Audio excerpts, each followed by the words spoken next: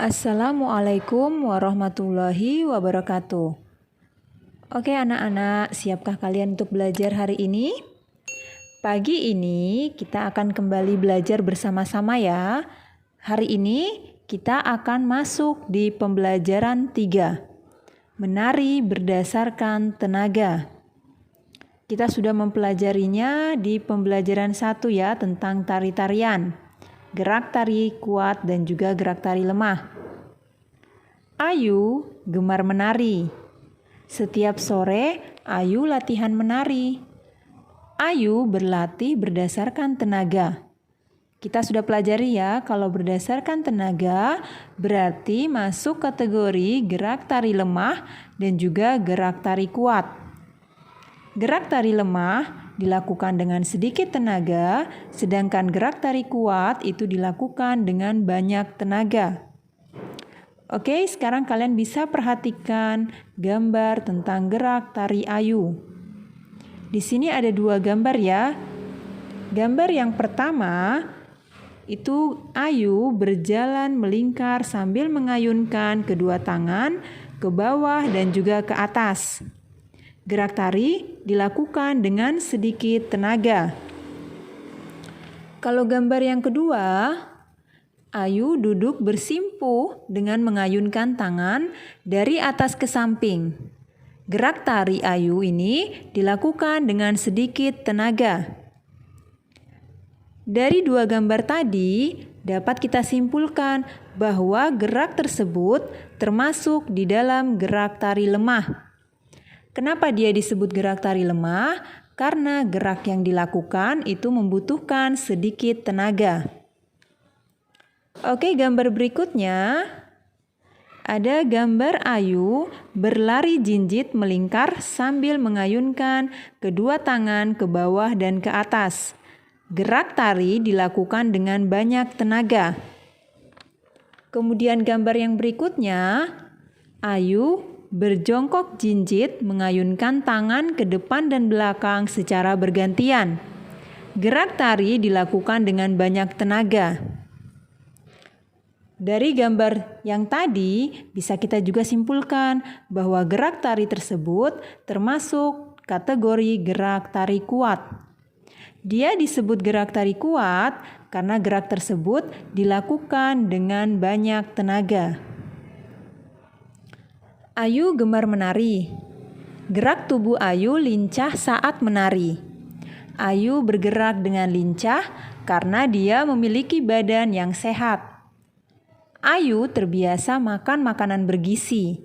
Apa saja yang dibutuhkan tubuh supaya tumbuh dan berkembang dengan baik?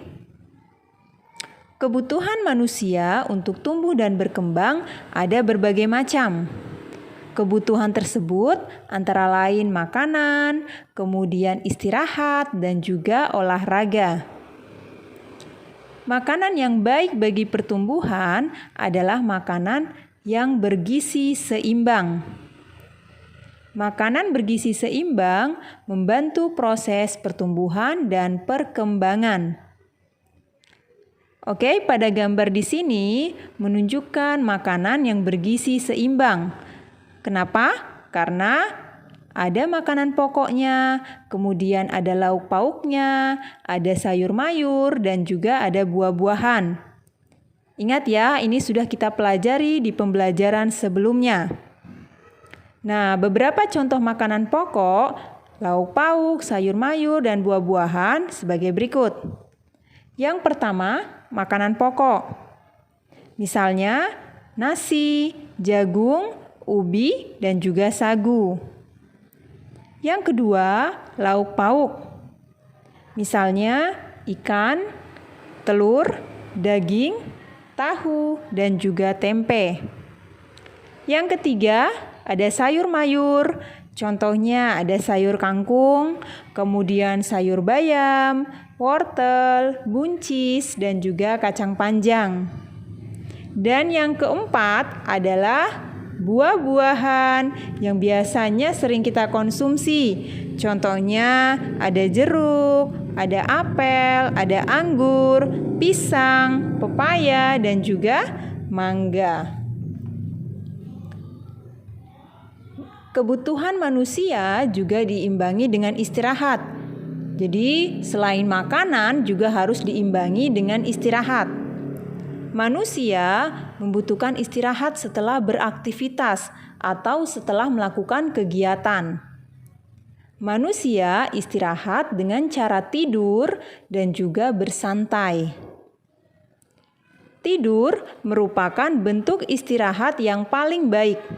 Karena saat tidur, kerja otot tubuh dan otak itu berkurang. Beristirahat membuat badan akan kembali segar. Jadi selain makanan dan istirahat, manusia juga membutuhkan olahraga. Olahraga sangat penting untuk kesehatan manusia. Olahraga dapat memperlancar peredaran darah. Kemudian olahraga juga bisa membuat tubuh menjadi kuat dan juga membuat tubuh tidak mudah terserang penyakit. Olahraga juga mempengaruhi pertumbuhan dan perkembangan manusia. Jadi dapat kita simpulkan bahwa kebutuhan manusia untuk tumbuh dan berkembang yaitu dengan makanan yang bergizi, kemudian cukup istirahat dan juga harus disertai dengan olahraga. Makhluk hidup memerlukan makanan untuk bertahan hidup. Nasi termasuk makanan pokok. Nasi berasal dari beras. Oke, sekarang perhatikan soal cerita berikut untuk bisa menyelesaikan masalah yang berkaitan dengan penjumlahan dalam kehidupan sehari-hari. Seorang penyalur beras memiliki persediaan 1.180 karung di gudang. Kemudian, penyalur mendapat kiriman beras dari petani 1.250 karung. Berapa karung beras yang dimiliki penyalur sekarang? Apakah kamu dapat menghitung banyak karung beras milik penyalur? Ayo, kita selesaikan bersama dengan menggunakan penjumlahan bilangan bersusun panjang dan juga bersusun pendek. Kita sudah mempelajarinya itu di pembelajaran sebelumnya. Yang pertama adalah dengan cara bersusun panjang. Kalian masih ingat tidak? Kalau dengan cara bersusun panjang, kita harus menguraikan sesuai dengan nilai tempatnya. Oke, kita mulai saja. 1.180 kita uraikan terlebih dahulu menurut nilai tempatnya. Kita uraikan mulai dari angka yang berada di paling depan, yaitu angka 1. Menempati nilai tempat ribuan, nilainya 1.000. Ditambah angka 1 yang berada di sebelahnya, menempati nilai tempat ratusan, nilainya 100-an berarti 100.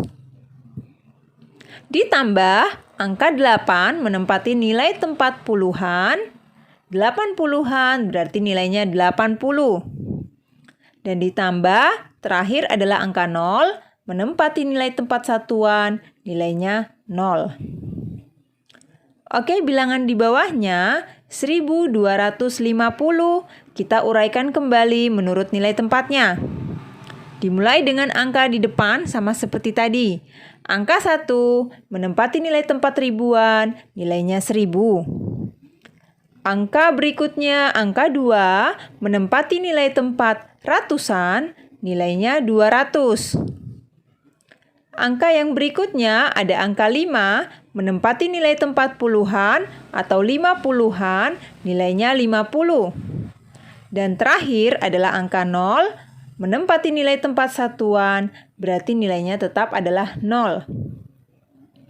Oke, sekarang kita menjumlahkan.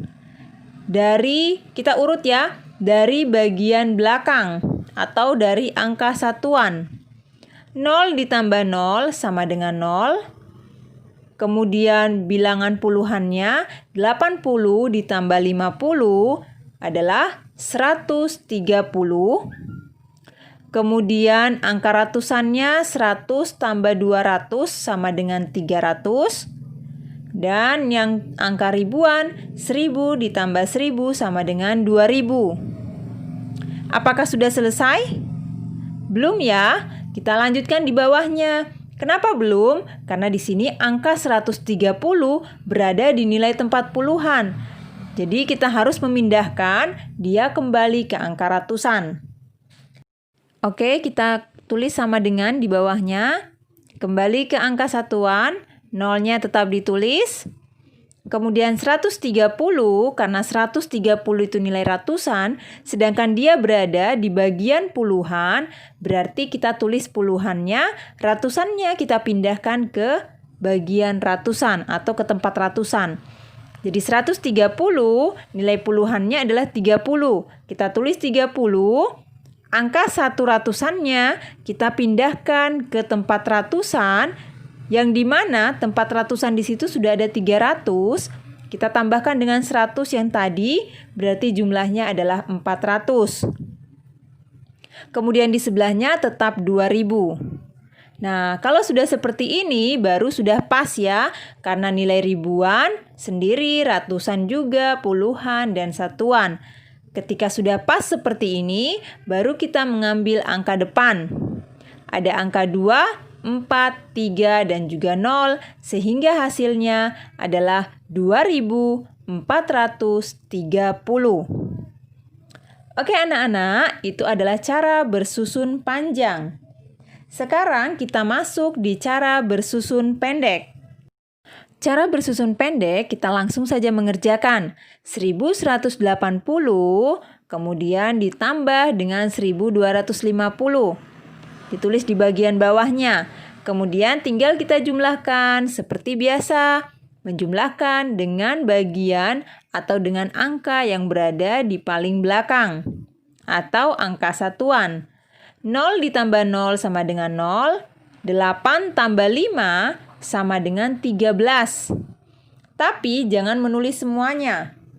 Tulis itu angka 3 atau angka satuan ya. Tulis angka 3. Angka satunya disimpan di bagian ratusan. Tinggal dijumlahkan. 1 tambah 1, 2, tambah 2 sama dengan 4. Dan terakhir di nilai ribuan ada 1 tambah 1 sama dengan 2. Jadi jumlahnya adalah atau hasilnya adalah 2430.